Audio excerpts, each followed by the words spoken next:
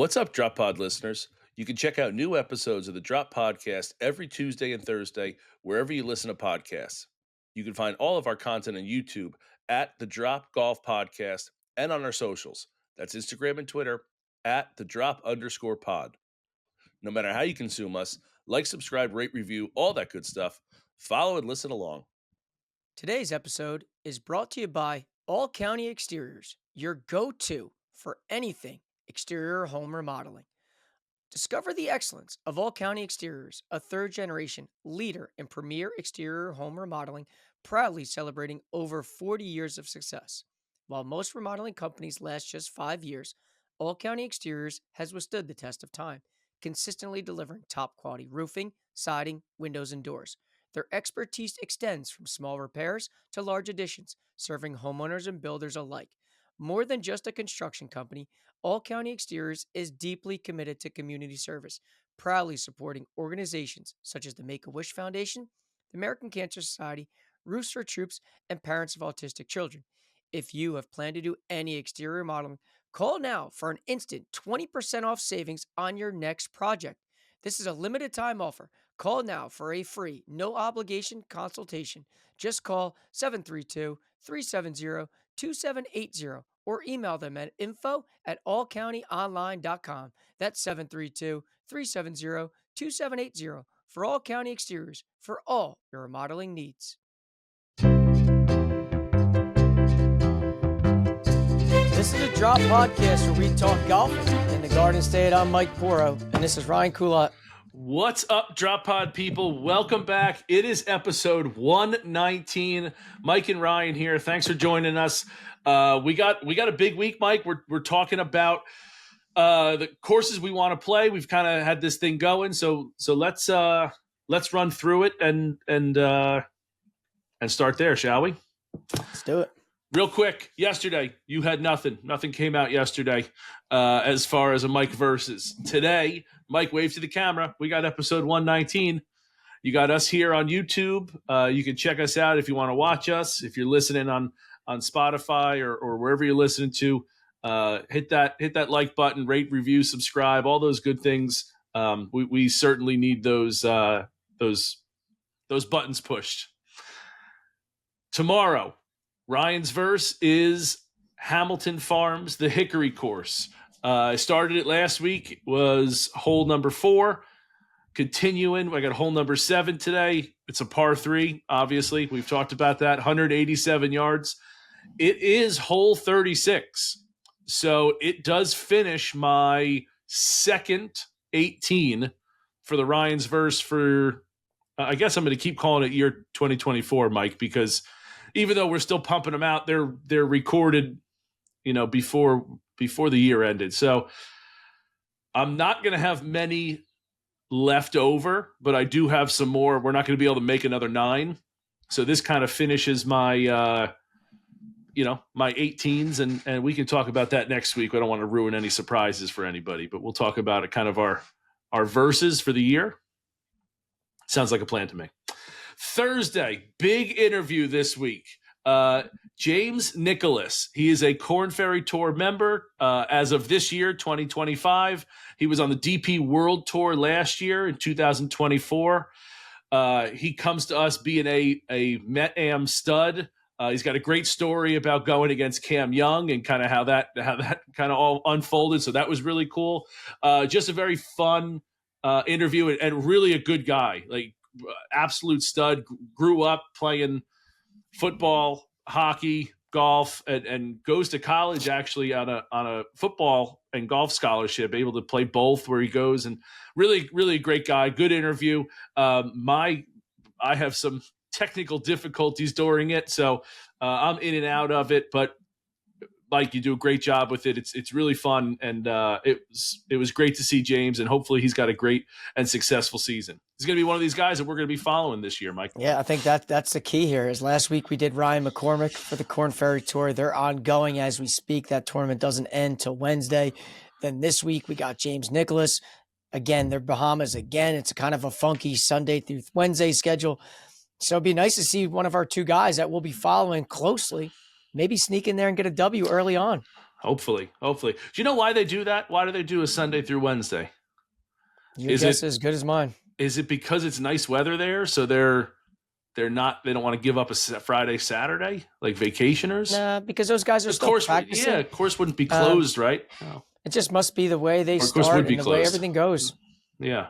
Well, good luck to those guys. Yeah, we're kind of on our Korn Ferry kick. We're going to be rooting for those two guys all season. Just another guy. And I know some people might say like, oh, he's from New York. It's we're expanded a little bit here. The Met area is New Jersey adjacent, so he fits right into what we're talking about.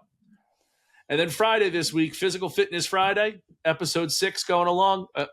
Again, Dr. Mike's got me just, we're working out now. It's not like it had been in the past with like the TPI stuff. It's strengthening. The golf swing is included. You've seen some episodes where like I got ropes and I'm working on exploding through the golf swing with the ropes.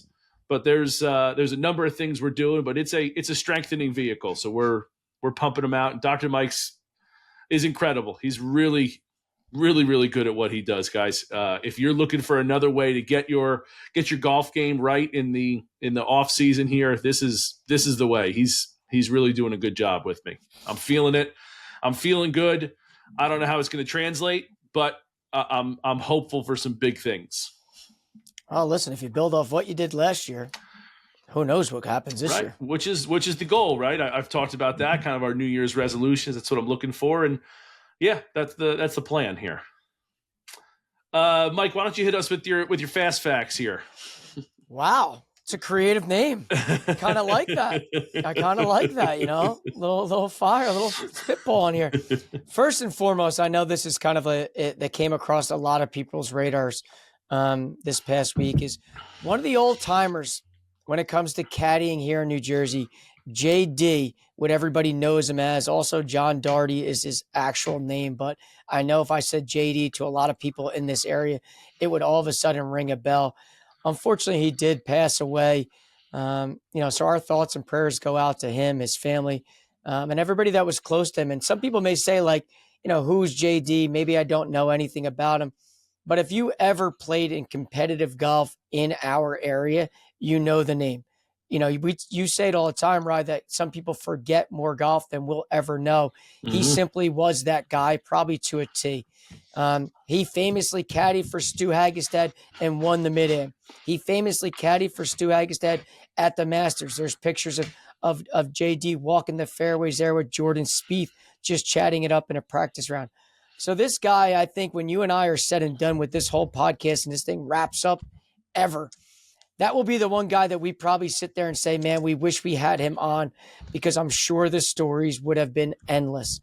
So I do want to start this off. I know it's maybe a little bit of a sour note, but, again, all our thoughts and prayers are with JD and really in his family. Yeah, for sure. Not the way we want to start the pod, but yes, definitely a shout out, a little somber for him and his family. It's obviously going to be a tough time, so big shout out to them. And yeah, a guy that again, look back on, like, guys we probably should have had on. He sees he won again. The stories that he must go on for. He's caddy for everybody. It's not even just big time guys like Stu. I'm sure, we could pick names all over the state. I mean, he caddied locally at Navasink all the time, so people there probably know him better than most, but just an absolute legend in his own right. So yeah. On the PGA Tour here, unfortunately, John Pack and Chris Gotterup did miss the cut at the Sony Open. So there's nothing really to recap in terms of them of the weekend play, what they did, maybe making a move. So they are MC on that event. But as we look ahead, we got the American Express. And now Max is back. He's joining them probably from his little vacay in Hawaii. So we got 3 guys that we'll be following closely out there in California in the American Express. And we got some, guys are starting to peek their head and play a little bit. You got guys like Sam Burns and Jason Day. You got some named guys out there teeing it up. So it's not going to be like the Sony where a lot of guys don't want to travel out to Hawaii. But our guys are there. And I'm hopeful for a big week. At least let's make the cut and make some money. but they're there. Yeah, you got to be in it to win it, right? So best of luck to those guys. Obviously, needing to make cuts, and big boy golf now with having majority of the people out there. No, you got to take advantage when Scotty's not, so you better do it now. So exactly. And again, those numbers were low last week. Low. Yeah. So they're just continuing to do crazy things. So, and obviously on the Korn Ferry Tour, like we mentioned at the top with James being our guest this week, things are ongoing. So us recapping what's going on is going to be kind of a little weird here. But James and Ryan are both playing in both events out there in the Bahamas. It's a Sunday to Wednesday finish, not only for this week that they'll finish tomorrow, but then the same thing happens next week when they play Sunday to Wednesday. So in terms of us being able to get a full recap or preview ahead, the way the dates fall, it's just not possible for us. So next week, even though we'll be behind a little bit, then we could give a little bit of update as to how the first tournament went in the Bahamas. But both guys are playing. So if you're trying to follow along, star them in the kornferrytour.com. Go watch them. You can see what's going on. It's just tough with the time. Yeah, the dates being all off. Yeah.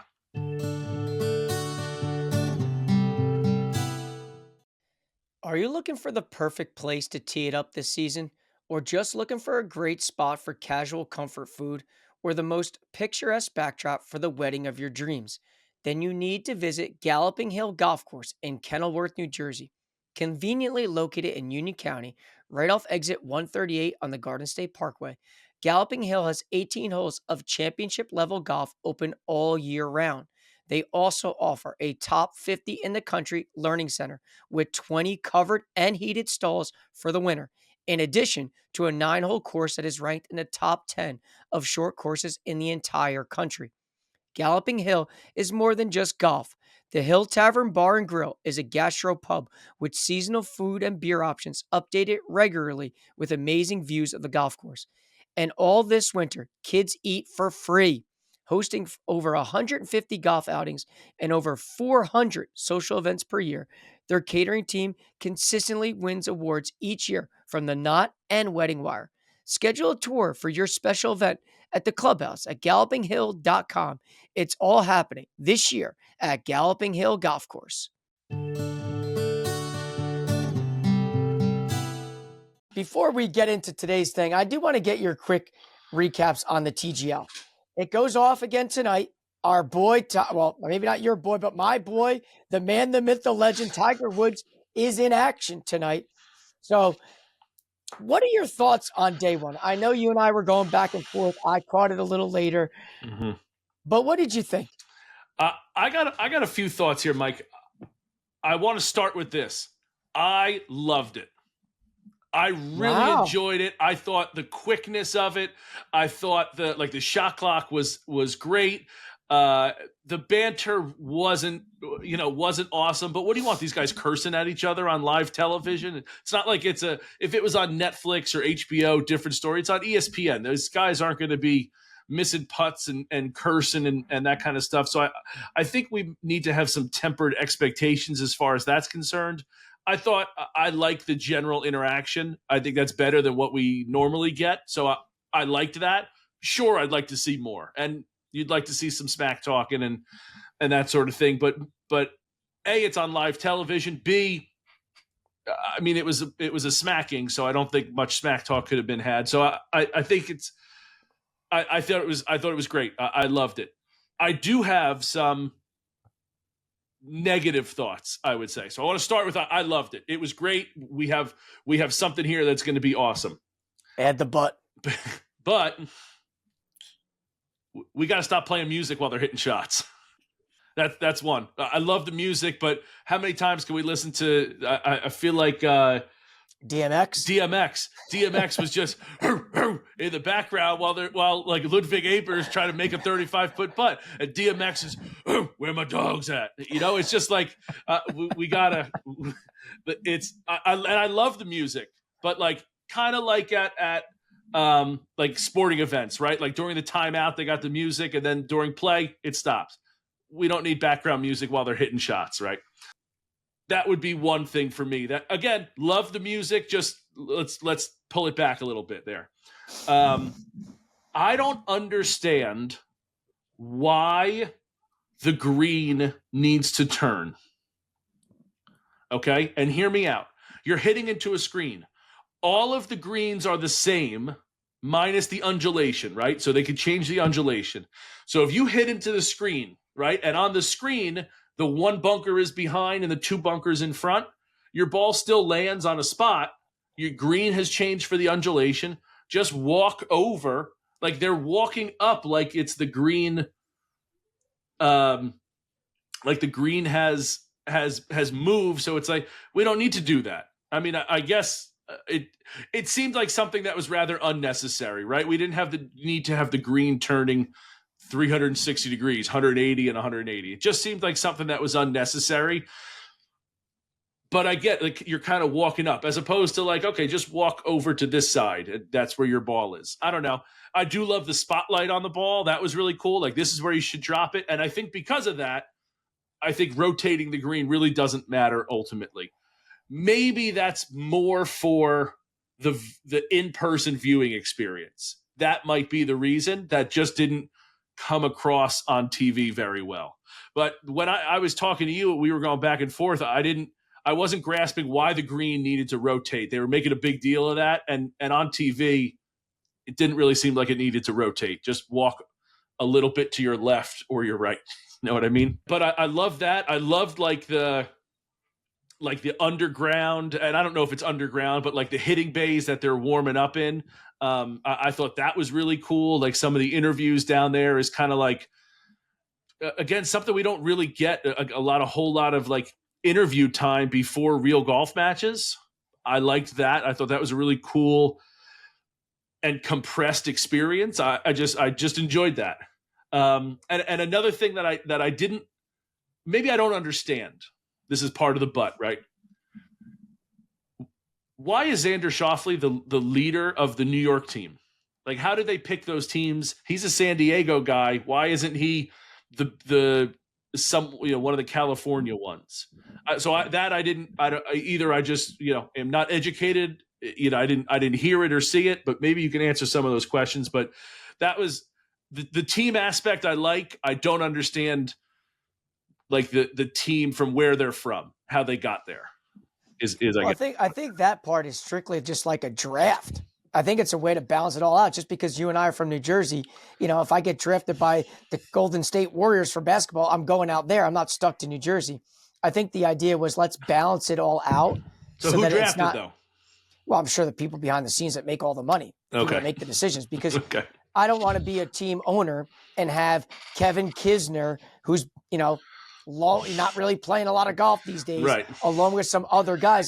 There needs to be some sort of balance to the teams. Me, and Kevin versus Tiger, Rory, and Ludwig is not going to go well for us. Right. Yeah. And I think it's also a ratings thing. Let's try to find guys that people want to watch. So let's distribute them properly. So I think that's got to be, because, Jupiter links the Team Tigers on, in theory, could have a lot of these guys. And if you had a Scottsdale, Arizona team, you could have a lot of those guys. You could have a California team. And then what about New York? No one's living in New York. Maybe except Keegan Bradley's in this area up here, right? So I think that's really you, me, and Keegan. We could be the New York representative, the Met area representation. So I think that's kind of why and how the teams get balanced in that respect. And maybe that's just like a new thing. I was just trying to understand, like, and again, that makes sense. But to say like the Bay Area team, I don't know, you're not from anywhere. You're playing in one location. So it's not like you have a home field advantage. It seemed like they focused in on areas and not necessarily doesn't seem like that was that needed. Wealthy areas. Sure. Right. Yes. But listen, I think that would be my answer to you as to how the teams got split up. Again, makes sense, kind of what I thought, but it just seemed, I don't know why we need to be the Bay Area when we're not playing those games in San Francisco or the New York club, and we're not playing them in New York. So that was just kind of my that was a little confusing or whatever. And maybe I'm just a simpleton and don't know any better, but certainly could be. What were your thoughts? What'd you think of? I know you love the speed of it. Oh, God. I mean, listen, the shot clock to die for. And I don't know if you saw the interview afterwards. The interview afterwards, they Yeah. asked a question. If you could implement one rule on the PGA Tour, what would it be? And simultaneously, Matt Fitzpatrick and Ricky Fowler both say shot clock. Yep. And then To me, Xander followed up with explaining why. I mean, it has to be the shot clock. it's a no-brainer. And Mike, they have maybe it's not a shot clock in the PGA, but they have rules that, like, you're falling behind. We have to implement that in real golf. We have to. Rounds are taking too long, and it's not fair to spectators, TV watchers, but most importantly, the other competitors in the field. If you take 45 minutes to hit a shot and someone else takes 2 seconds, the person that plays golf quickly is going to get very frustrated and is then hurting their game because someone's not implementing or not implementing, enforcing the rules that we have in place. We have to. You just have to. It was awesome to see. I mean, and some of them seemed very rushed. Like they were like, "Oh, the shot clock's happening." Like I forget who hit. It was early on when they were just getting started. Maybe it was hole 2, but someone hit a putt. Wyndham Clark hit a putt with like 4 seconds left, and 4 seconds is kind of a good amount of time. Like he didn't have to rush it as much as he looked like he did, but he definitely felt the pressure of that clock winding down, and that's definitely something that you gotta play quicker. Got to get. So to me, that was a no-brainer. And one thing I will say to your point, and I know this is outside the TGL, but the PGA Tour decides they're going to reduce the sizes of the fields because their reasoning is the rounds took too long. They weren't able to complete enough rounds, and it carried over to the next day. So their solution, rather than enforce the pace of play policy, it's let's reduce the field. Let's take opportunities away from people rather than saying we have a rule, let's enforce it, let's hold them accountable. But they don't. So whatever the case is, to your point, another thing for guys like us that want to hit and move, I loved it. I loved how the fact that we knew it was going to be over in 2 hours. It wasn't one of those things like I know a clue. Like it is 9 to 11. I know who's going to play. I know who's going to win. I can watch the whole thing. It's a setting. It's a time frame. I'm locked in. Yeah. Locked in. I love that too, because that's like, now football takes longer, but like I know if I'm watching the Monday Night Football game, it starts at 8:30. It's done around 11, right? I know that that's what I'm putting my time into, right? I can watch a college basketball game. I know it's going to be, 40-minute game. It's going to be about an hour and a half, 2 hours, right? I know the time I'm going to be spending. So I know if I'm planning my night, Tuesday nights, I'm going to sit on the couch, 9 o'clock, get in bed around 10 and just fall asleep watching it. I think that's something. I think that is that timing of that is excellent. You're committing. You're not committing like, a generalization. Like I'm going to watch golf on a Sunday. Well, coverage started at 1 o'clock and goes until 6 o'clock, but I don't know who I'm watching specifically. Yeah, this was great. Love that part of it. Yeah. So to me, the speed and the pace was far and away number one. And then I kind of thought the holes were cool. I thought it was different. It wasn't your generic Beautiful. dog leg right, dog leg left. You had different things. You had like the triangles. You got to hit it to here or it gets narrow and you hit it off. I know that may be arcade-ish and video game like, but this is also a little bit of it's a video game. Yeah. Right. And I kind of dig that. I kind of thought it was cool. I do think the hammer and the flag in football is too close to like being a similar thing. Like if I throw the hammer, it's double the points if they accept it. And if they want the hammer, I don't know. The hammer seemed like a flag and the flag was like football and I'm challenging it. I wish there was something different. They need like Thor's that. hammer. Throw an actual hammer out there. Go to Lowe's. Get a blue hammer. Throw it out there. You could do that, or go to some Hobby Lobby, hobby store, or whatever, and get Thor's hammer. Make it big. Make them throw something that's like it. Because I like the idea of a hammer. Like, hey, we're gonna make this hole worth 2 points now. I like that idea, but you're right. The flag seemed like it was more challenging a play. I'd almost like keep the flag, and like if you hit a good shot, throw the flag and make you re-hit it. I'd almost rather see that as like a challenge as opposed to, but I do like the idea of a hammer. So like, you don't want to get too gimmicky, but I think you could have those two things in there. I think that would be kind of decent, but you're right. The flag we're used to a flag being like a negative or a challenge, not we're throwing a flag to make it worth 2 Double. points. So throw something different. Yeah. I don't mind throwing something. Yeah. Hit a horn. What about like a siren, a buzzer? A gong? Yeah. Like something like that to make the noise sound like, oh, here we go. Yeah. Because the flag just didn't have that impact. You could even peg someone with a red dodgeball. That would be great too. But listen, the numbers clearly were amazing. And the fact that Tiger's teeing it up tonight and everybody gets to actually watch this guy tee it up. I love how they put out the lineups well in advance because obviously each team has 4 guys. So you don't really know out of the 4 which 3 are playing. If those guys are playing on tour, maybe they don't get back to Florida in time. So they got I love what's going on right now. Sure, there's some things that can be fixed, but after one night of all this going on, technology being 0 issues whatsoever, a complete, utter success. Yeah.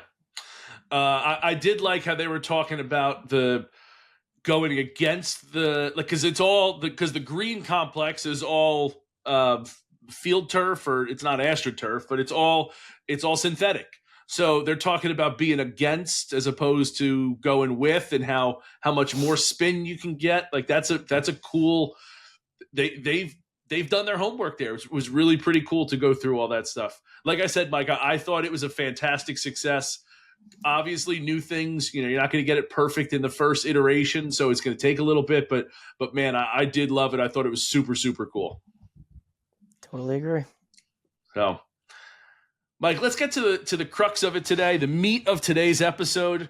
We're gonna kind of continue. We had our courses we played in 2024, right? We kind of finished that out. Then we had our best holes that we had last week, and I thought that was a really cool. What do you want to call it? Game that we played or whatever it might be. I thought that was a really neat thing that we had there. I loved it, quite frankly. And it was really cool on a personal level to look back at the year we had, right? It wasn't just courses, it was specific holes.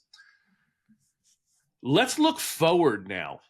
We're now a couple weeks in, 2 weeks into the 2025 year. Before we know it, it's going to be golf season. Everyone's going to be getting horny for golf, and we're going to be wanting to hit more simulators and hit. I got a friend that's like, "Hey, I'm going to the simulator. You want to go?" Well, I would like to. Yes, unfortunately, a little busy. But yeah, like we're starting to get the itch now, and it's going to be here before you know it. So let's talk about where we want to play in 2025. And let's do this like we've done. Let's do top public tracks that we want to get to in 2025. And here's what our stipulation was, because Mike and I have put our list together. Mike, I've done an order. I did it real quick. I put it in order.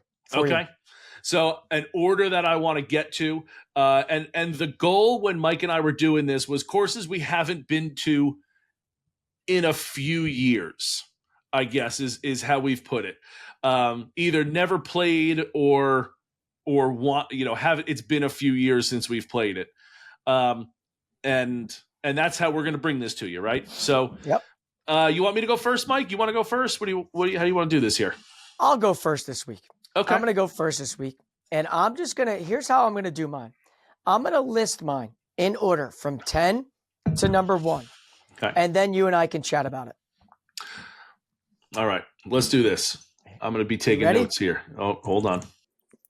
Yeah, ready enough. Go ahead. Number 10, Weequahic. Number 9, Rockley Golf Course. Number 8, Highbridge Hills Golf Club. Number 7, Mercer Oaks The West Course. Number 6, Running Deer Golf Club. Number 5, Rock Spring Golf Club. Number 4, Berkshire Valley Golf Course. Number 3, Heron Glen Golf Course. Number 2, Twisted Dune. And number 1, The Architects Golf Club. That is my list from 10 to 1. 1 being the spot I really, really want to get to. I love the list, Mike. I do. I have a bunch of those on there, so we're going to kind of overlap quite a few here. There's some where I have different order, and frankly, there's some where we have the exact same on our own list. So, yeah, week we have to get to. It's going to be finished, correct, in this year?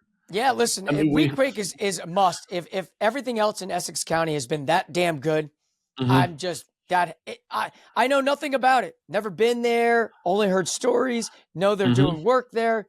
But if they're as good as the other two, it has to make the list. I would agree. And I'll tell you, between Tim and Steven, I don't. We're gonna have to find out. And they both said we're gonna have to get there. I would love to get there. It is also on my list, but I wasn't sure if it was going to be done this and like open this season. That was my only thing, but I agree with you. I want to get there. I think they said it was, but I also think they said it was too. That's why I had it on there. Highbridge Hills is a good one. I didn't have Highbridge Hills on my list. I have played Highbridge Hills. It's going back now. Let's see, carry the 7. It's probably closer to 20 years than it is. Shit, it's 20 years since I've played it, but I remember it being a really cool spot that I really liked. So I'm totally down for that. That was a place I would also like to get to that I didn't think about. Yeah, I mean the thing with Highbridge Hills is it has that like British Irish tradition there, the way the fescue grows. It's a links type style golf course, not that long, only 6,500 yards, par 70. It was one of those spots that, you see every so often and it kind of like tickles your fancy a little bit. There was a tournament there in college that I played in, and that's the only time I've played it. And I just remember it might have been my first tournament that I played in, but it was something I was like, this is a cool experience. So yeah, I love the list. People might say Rock Springs because we played there not last year but the year before. Yeah, that was the only one that I could say to you, listen, we played it in 2022. I get it, it's still somewhat relevant, but I think I'd like another crack at it now that we played it in 22 or 23. So we played it because I'd say this, if we played it in 2022, fair game. 2023 might be a little close. I thought it was 23. You might be right. Maybe we played it in July of 23 because that's when we did. Okay. Because that's when we went up to Crystal Springs after that. Right. I'm with you. Rock Springs also on my list. I want a second crack at it. I think there's something to be said about the second time you've played a course and knowing how to play the course a little bit. Like now knowing I'm not hitting driver on the first hole. No need. Like I took aim where I thought the flag was because you couldn't see it, and I hit a good drive. I hit it like I wanted to, and ended up in a bunker because I couldn't see that there was a bunker there. So no need to hit driver because I can hit something, not even flirt with the bunkers, and then have a 9-iron onto the green. So things like that, I would like another crack at Rock Springs as well for sure. That would be one. I don't think I'll match my score the first time around, but I still want a second crack at it. Mike, I think for someone who we talk about like you are a self-described mental head case on the golf course. I think that's one where you're just playing, hit the ball in front of you, find an open area, hit it, find another open area, hit it. I think that kind of golf for you is taking out a lot of the thinking. And that's probably why you played so well there. I mean, it could be. I mean, I'm sure there's a lot of factors. Maybe I just wasn't thinking. I mean, that seems to be the going trend with every single guest we have on here is they try not to think or care. I don't know. Maybe that might have been the case. But I'll say this. Listen, Twisted Dune and Architects are two spots for me that like I'm going to try to bend over backwards to make sure that they are played in 2025 because I know one's in the South. It's kind of like in my neck of the woods that I need to go visit and venture to. And then the other one is not in my area whatsoever, but I do want to like maybe have to take an airplane all the way up to that northwest corner of the state to get up there to play. It is in the nothing area, Architects, but a really cool spot. Mike, I have both of those on my list. So let me, before we continue bantering back and forth, why don't I give you my list? 10 through 1, and then we'll see what matches and we can kind of go back and forth there. Fire away. At number 10, I have Running Deer, South Jersey. I've been to it before, but it's been a number of years. I would like another crack at that as well, like you said, and that's going to be a little bit of a running theme, I think. Week Wake is number 9. We've kind of already talked about it. I want to get out there as well. Twisted Dunes, another course that it's been a number of years. It's definitely pre-COVID, which now is going on 5 years, but it's probably closer to 6, 7, 8 years since I've been there. I would like to get down to Twisted Dune. That place is really excellent. But I think now, since I've played it, I have a better understanding and knowledge for golf course design and architecture. So I think I would be able to appreciate it a little bit more. Number 7 is Heron Glen. Number 6 is Mercer Oaks. I didn't specify because I would like to play both the East and the West. So I know you said West. Yeah, I think the West has more character. So I would like to play both at Mercer Oaks. That's kind of my goal. I've never been there, so that's why I would like to do hit all 36 there. Number 5, just like your number 5, is Rock Spring. Same kind of thing. I'd like a second crack at that. I'd also like a second crack at my number 4, which is Ballamore. Beautiful course there. I did play it late in the fall. A lot of leaves all over.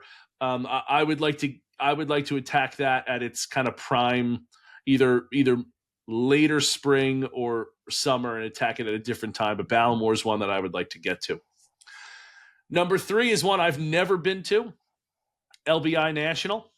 I kind of was wondering if that was on your list. It is. It's number 3. It's high on my list, I would say. You had some good things to say about it when you played there, and it's one that I definitely would like to get to after its renaming and a renovation. What was it before, Mike?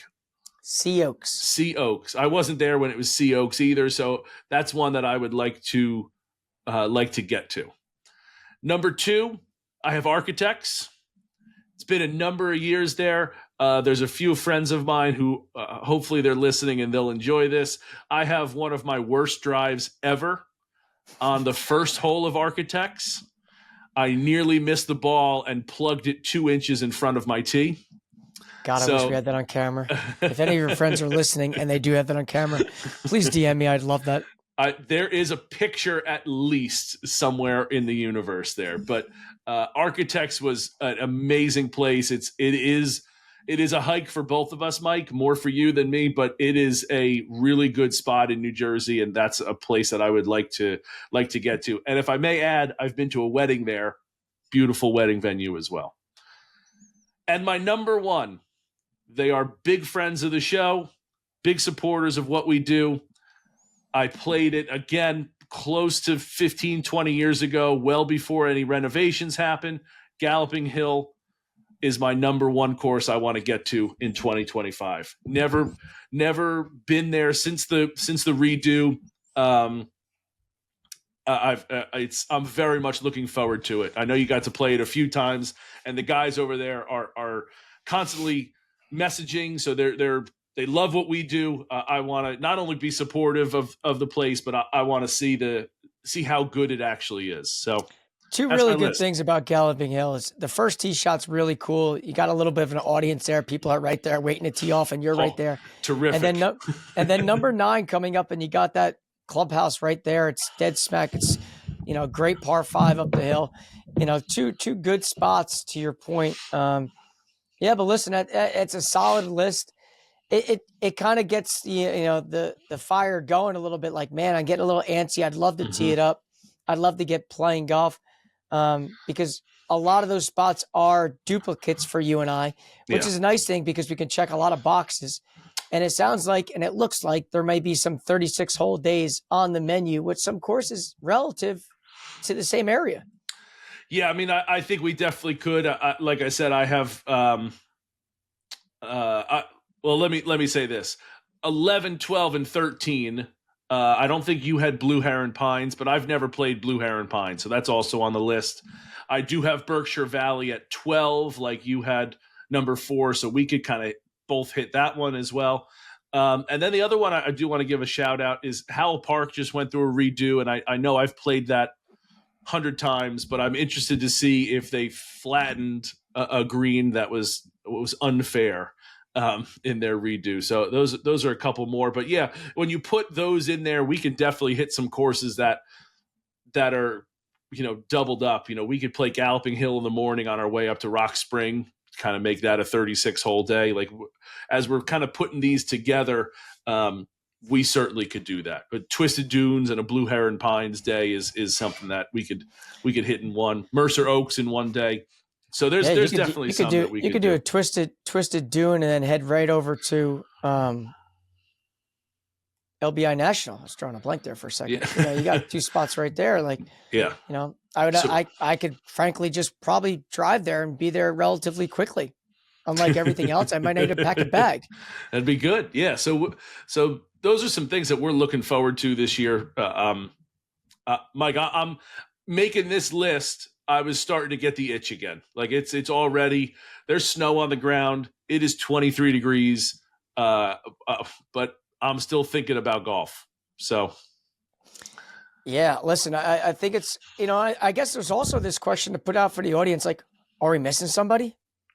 Did we miss, did we miss a course now? Keep in mind the rules of how we did this, right? Yep. Yeah, you're missing Ballyowen. Yeah, I know Ballyowen wasn't on the list. I know. Right? We played that one. Yeah. We're looking to see if the audience can Welcome toss to the podcast, fella. We need the audience to toss us a hidden gem. I'll tell you another one that I deliberated a little bit about was Rivervale. Another one that's up there in that north corner. Mm-hmm. I believe it's on the northeast corner. So I want that kind of like, maybe that could be something. But I do think I'd love to hear a hidden gem that wasn't on our list, that we haven't played, that the audience is like, you guys got to come check this out. I promise you, it's something that you'll enjoy. Absolutely. The help from the audience always helps. Again, there were some rules on it that we kind of went, a little bit differently on. So I'm always love when people don't listen to what we're actually talking about. Oh, you missed this one. Again, there's a reason why we didn't put that one on. We played there this year. So it was, while some of them we've played, and again, I think for us, Rock Spring is the one that we've played most recently for both of us, but both of us agree that was a place I would like a second crack at. Yeah. I feel like that's when the podcast was like at its infancy stage. It was like super it was very early on. Oh, it was the first time you and I were getting really out and playing that summer. Yeah. I'll give you another one that I tossed around that we got rained out last year was Crystal Springs Golf Club. Yeah. Another one that I'd like to get to. Yeah. So there's obviously some spots that did not make the top 10, but I am excited to see what the audience has in store. I mean, I would love to get up to Crystal Springs again and play more of those courses. And I mean, they treat us fantastically up there. Go take our lesson, go do something else, continue to fix my putting. And again, I think that was a big part between Dr. Mike and my putting lesson from there. I think was the two biggest things that helped me with my golf game last year. So that Crystal Springs is another really good one that I would like to get to. Yep. You got anything else for today, Mike? No, but are you going to tell the audience what next week is? I mean, they got to be smart enough to realize what next week is, I think. January 21st. Ding, ding, ding, ding, ding. Why am I missing what January 21st is? Oh, it's nothing. It's the top 10 private list is coming out next Tuesday. I see what you did there. Yeah, so we did our public this week.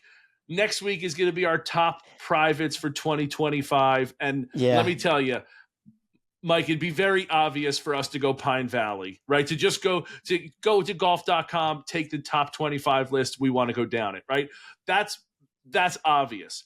What Mike and I have decided, or we've talked about at least, maybe not officially decided yet, Mike, is the order that we're most intrigued by a place, right? Obviously, I'd like to play Pine Valley. Obviously, I want to play. Mike's talked a lot about Bayonne and those kind of places. That's something that we are obviously wanting to get to, but it's more what are we interested in, right? You know that Atlantic City Country Club is going to be on my list because I've talked about it extensively. You know Bayonne's going to be on Mike's list because he's talked about it extensively. But take away like Bayonne's ranked 4, like Bayonne might be number 1, Baltusrol might be number 5, right? Even though they're flipped in the rankings of New Jersey. So just that's going to be something that we'll talk more about next week. But yeah, I'm very intrigued on this list as well, and looking forward to it very much so. Can't wait. Yeah. Until next time. Till next time. So speaking of next time, we'll see you on Thursday, where we have James Nicholas, current Korn Ferry Tour player. One of our guys now. Awesome interview with him. We sat down and were able to sculpt some time after a little funny mix up that we had with him. But it was he was great to us. Really down to earth. Super awesome guy. I can't come up with the adjectives anymore to describe him. It was really good. We wish him the best of luck. Stay tuned for our interview Thursday with James Nicholas. Till then, cheers.